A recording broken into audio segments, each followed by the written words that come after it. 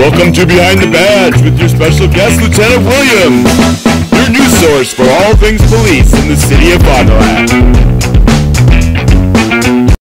KFIZ Today continues Behind the Badge, our weekly visit with the Fond du Lac Police Department. Lieutenant Ryan Williams here on a Friday, as always, as we're moving it closer to Thanksgiving. It's coming up in a couple of weeks, but we'll talk probably more about that next week. That'll help kill some time, talk about our favorite foods and all the things that we like. But we're kind of on that theme here this week.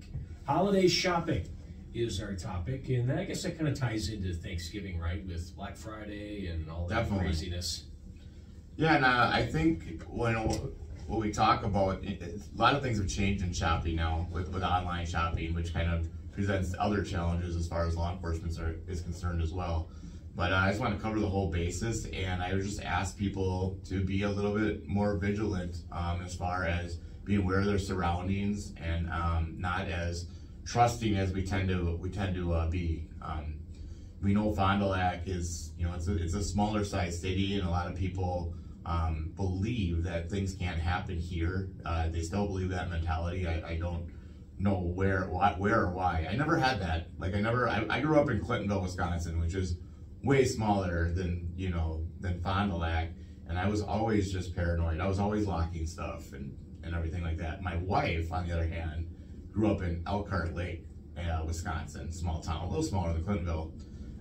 Did not have all that of making sure everything's locked and being careful. The doors are locked.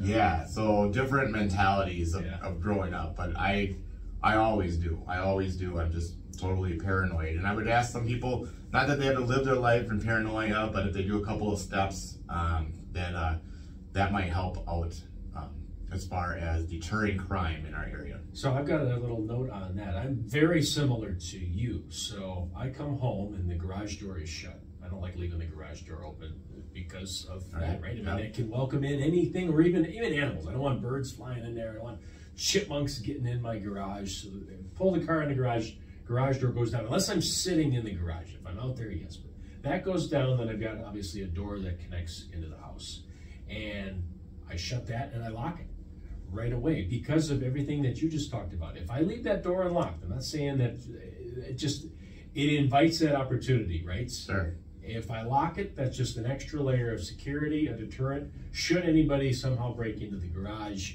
well, they don't have a free walk into the house. And that's the way I always think. Buys you time, right? It buys you time. That too, as well. I think so someone could be trying to get into the front door and you could get out the back, And then same thing on the front door. So I've got I don't have a screen door, but I got a storm door.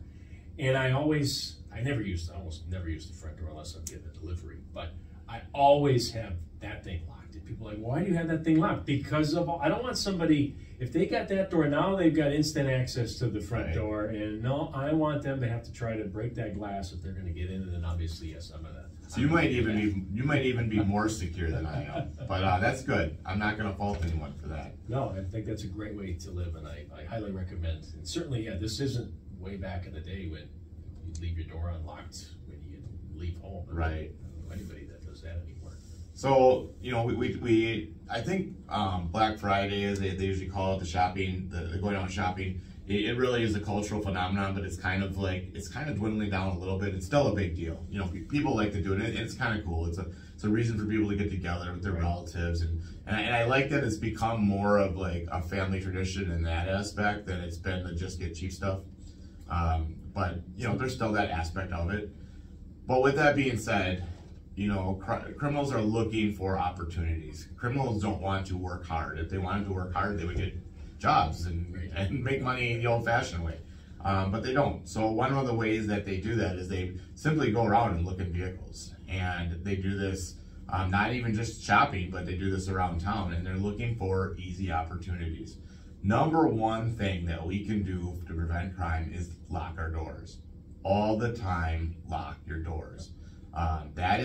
There's a lot of people that we've been hit here in Fond du Lac, but in a lot of cities nearby where they have groups that they'll drive like 4 or 5 individuals, and they'll have one person in a car, and those individuals will get out and they're just going to go around and start checking doors in driveways and on streets, and they're going to just keep on checking until they find one. And when they get in, you hope that they just take some of your change and stuff, but they might be trying to take your car too. So we know that there are like certain cars, like in Milwaukee, there's gangs that target certain like Kia vehicles that are easy to steal. So number one is lock your vehicle.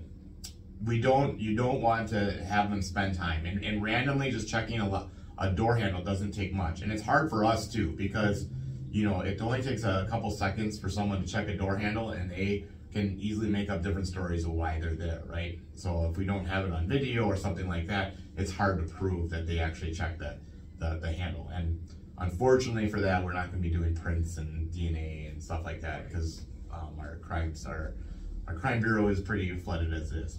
So number two is hide your stuff in your vehicle. Like, another tactic that thieves do will be just looking inside vehicles. They will break a window if it's worthwhile, because they can break a window, get in, grab, and get out relatively quick. And by the time anyone says anything about it, they're pretty much gone. And if they have a car vehicle, they're gone a little bit earlier, faster yet. So if you have a lot of stuff in the back of your car, cover it up. Like, cover it up. I would never keep any purses or anything like that in a car, but if you do, cover it up. Like, hide it, lock it. If you got a lockable storage inside your vehicle, lock it up. Like, that is another tactic of thieves. Sometimes people have done this where they've sat outside of stores and seen people that what they have is a haul or whatever, and see them load their car, and they'll follow them. So be vigilant about that too. Like, are you being followed? Like, is the person that's walking behind you, do they have a purpose, or do they seem to be only moving when you move? Like I said, I know I'm going to set a lot of people up for extreme paranoia out there, but just having a little bit and being safe, there's nothing wrong with that. The last thing is, a lot of people are doing online shopping, and we will get, I believe they call them porch pirates. Yes. But we'll get that where people are stealing packages off porches. If you do online shopping, you should have some sort of way to video record your front porch. If you don't do that, you should have some sort of way to lock a package drop-off system. So some sort of a mailbox or something that has keyed access that only you would be able to get into. It's almost cheaper to get the video surveillance now. You've got your Ring doorbells, you got your Blinks, you got a million different other camera systems, which are relatively cheap, but well worth it as far as we're concerned. It doesn't stop anyone from stealing anything, of course, right? So if you have an important package coming, try to arrange your schedule so you're able to pick that up off your porch, because the longer it sits there, the more tempting it is. And you are going to have people that follow UPS trucks around, and will wait for a good package and then wait for the truck to leave, and then they'll scoop a package. So whatever's out there, someone's going to think of a way of getting your stuff. So you have to be vigilant as far as what you do for that. The nice thing about technology is most people these days have some sort of security system. So when something happens, we are usually able to identify a lot of the culprits in these thefts. But that doesn't usually get your stuff back right away, or it's a hassle or whatever. So try to avoid having to do that in the first place. Stay together as groups too, as far as like if you're out shopping and stuff like that, or let someone know where you're at. There seems to be more of a fear of this, but there are people that believe that they've been like attempted to be kidnapped out there. Like, and I it's hard to tell like if it's paranoia or if it's actually something occurring. But just take some extra time, stay in general places where there's people, or be around friends and let them know where you're at. So all things to consider in the holiday season while we start shopping and buying stuff. You were telling this story off the air a week or two ago that you used to do patrol or work, or however you want to call it, on Black Friday. What do you remember from those? Oh, I used to love it. So and I don't know if they do it as often anymore, because I mean, to their credit, a lot of places aren't really doing the early releases, or they can do an early release, but they're still letting the stuff available online. But you used to get those panics at the door, so like companies like Target or Walmart would pay for extra security, an officer to stand guard at at the front, just kind of keep things under wraps. And I loved it. I would always sign up. I usually worked at Target, more my forte, but I would pull the squad car right up front, and I would put the lights on, and I usually would play Christmas music on blast, and you know, roll down the windows a little bit so everybody could hear, and then I would just walk the line and talk to everybody and ask them what they're there for, and kind of, you know, put my face out there saying, hey, we're here, we're all gonna go under control, I know we all want to do this, but it should be more of a fun atmosphere, not a I need to get this atmosphere, I'm gonna run over some people atmosphere.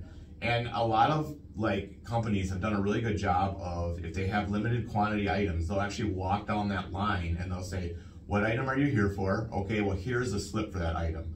And that stops that stampede or that trampling that can go on at the front door. But I really enjoyed it because the people that went out for this were mostly there to have fun, you know, and they're there kind of spreading like the, you know, the Christmas spirit or giving, or, you know, most of them weren't there to buy stuff for themselves. So it was a good crowd, and I think it was fun. And I never had any really instances where, you know, people got in fights over stuff. So we've had minor things here in Fond du Lac, but nothing on the major scale where they've had in other cities. And I think a part of that is like them controlling those places, controlling the flow of people and not making it a mad rush once the door opens.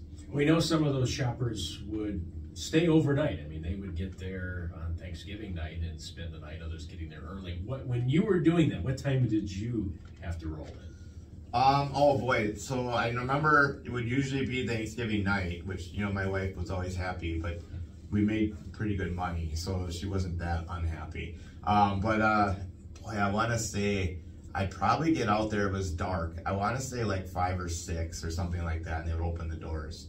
So, but that would be Thanksgiving, and then Black Friday, they would open up, you know, early again too. So they would shut down.